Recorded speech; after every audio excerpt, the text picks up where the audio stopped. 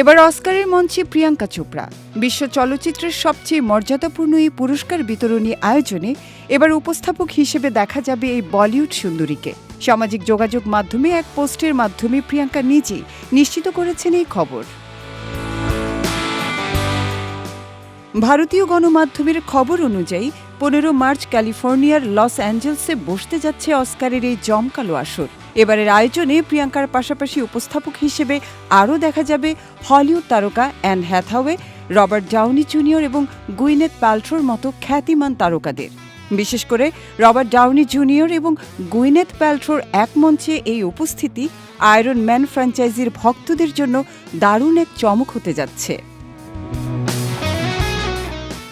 সামাজিক যোগাযোগ মাধ্যমের এই পোস্টে আসন্ন এই জমকালো আয়োজনের অংশ হতে পেরে নিজের উচ্ছ্বাস প্রকাশ করেছেন প্রিয়াঙ্কা। যদিও বিশ্বমঞ্চে এই অভিনেত্রীর দাপুটে উপস্থিতি এবারই কিন্তু প্রথম নয়। এর আগে 2026-এর গোল্ডেন গ্লোব অ্যাওয়ার্ডসের মঞ্চে কে পপ তারকা লিসার সঙ্গে পুরস্কার তুলে দিয়ে নিজের জোরালো উপস্থিতির জানান দিয়েছিলেন এই গ্লোবাল আইকন।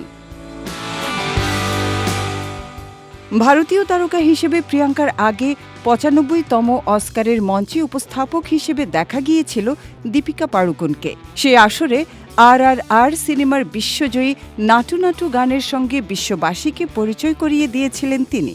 অন্যদিকে এবারের 98তম অস্কার আসর সঞ্চালনার দায়িত্বে থাকছেন জনপ্রিয় উপস্থাপক কোনান ওব্রায়েন।